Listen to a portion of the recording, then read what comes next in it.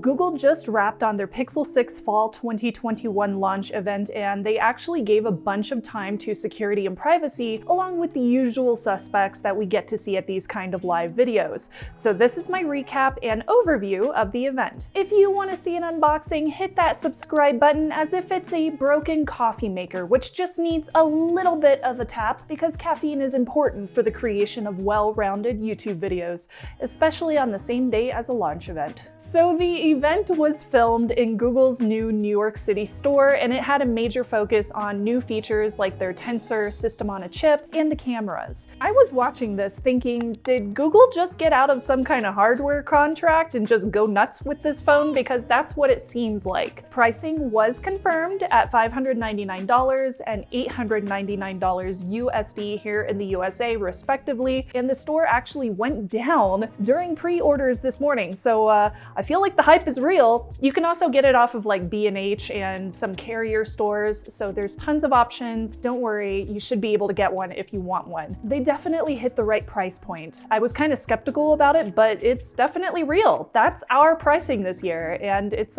pretty awesome. We did get to see some more specs for the displays. They look pretty great altogether. We got an unboxing during the event, and there is no power adapter in the box. Color names were confirmed. We did get a look at new cases, which are kind of semi-translucent, so you will still be able to show off the color of your phone if you're into that. And we learned that these new devices are using recycled aluminum, 14% to be precise of the product based on weight. Now these are confirmed as IP68, and they do include 2 times more scratch resistance as well. Material U was shown off with more detail, including some looks at how the home screen and the lock screen are going to work, but my big question was how security and privacy are impacted by that new hardware, that Tensor chip.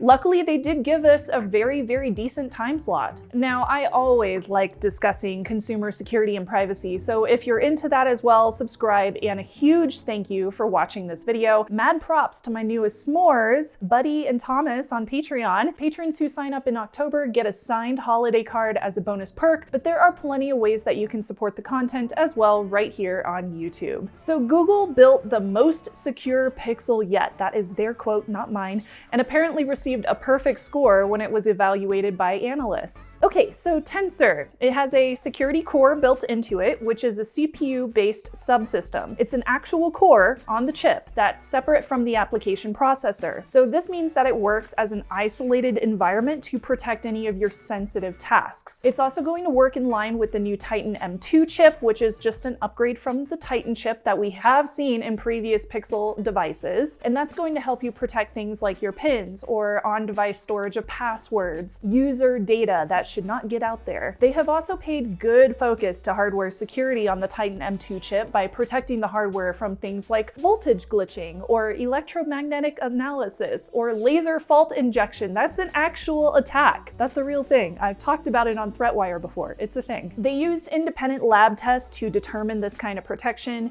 and Google is also including an open source trusted execution environment. Yes, you heard me right. They said open source. And I think that this is included in the Tensor system on a chip, but I need some more information on how this works so I can really wrap my head around the full understanding of what this means and how it interacts with on-device content. Google has also extended the security window to 5 years of updates as well. That's a great thing. Now in the UI, what you would see as your user experience, we will see upgrades to safety features like the first to Pixel Security Hub, which includes this easy to understand color-based settings page showing you if you're good to go and if you should make changes to anything within your Google account or your device. They will also include this cool little icon at the top of the phone telling you if an app is accessing your mic or your camera, so you can immediately tell. There will also be toggles to easily turn on and off the camera and mic access, app-based, so you can block each app specifically, and the privacy dashboard will include permissions for apps accessing your information. Along with this, they have also added a feature which is called Private Compute Core, which will protect sensitive information like captions, translations,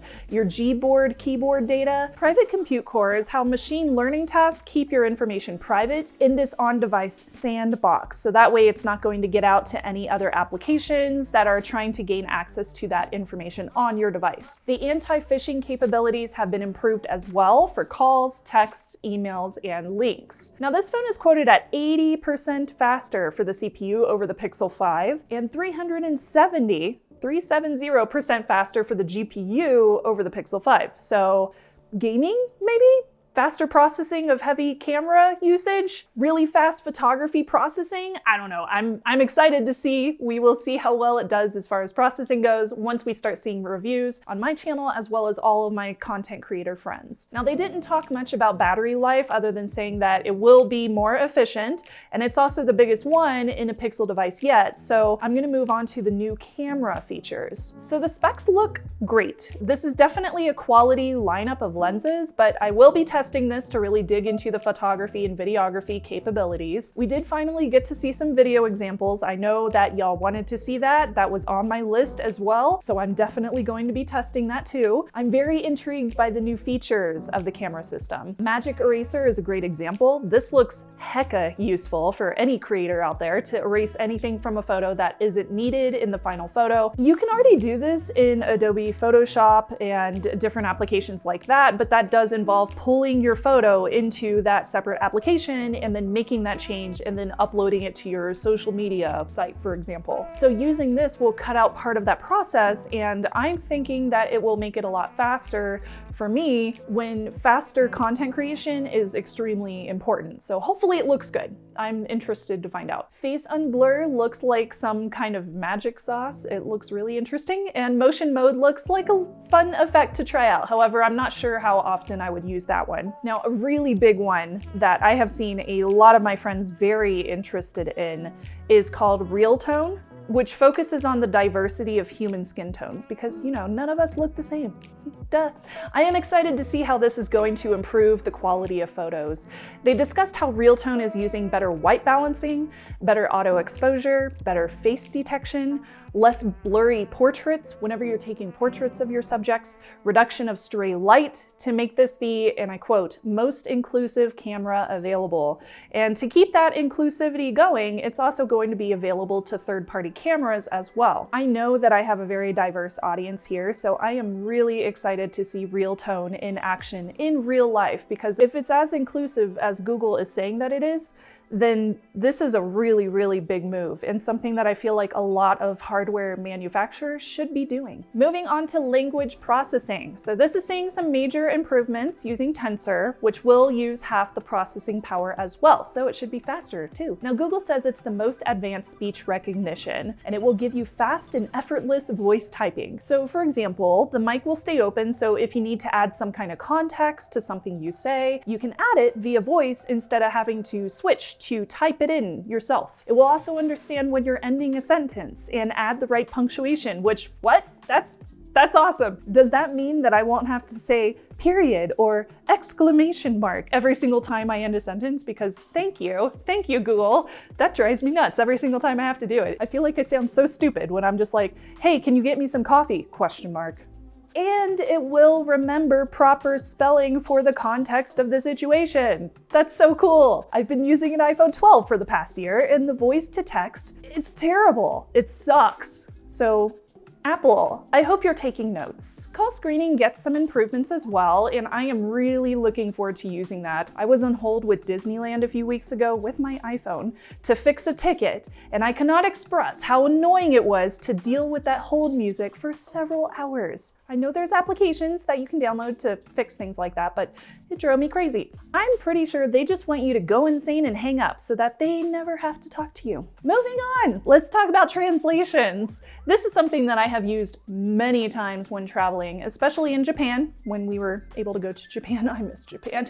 So their focus during this event on having a conversation in Japanese was so much fun to watch. I've been learning Japanese slowly and surely since college, so for me it was really interesting to watch them actually do conversations in Japanese. Live Translate is seeing an 18% improvement, and translations are being built into the camera as well, which is pretty similar to what we've seen in the past. They also had Marie Kondo there to do a demo.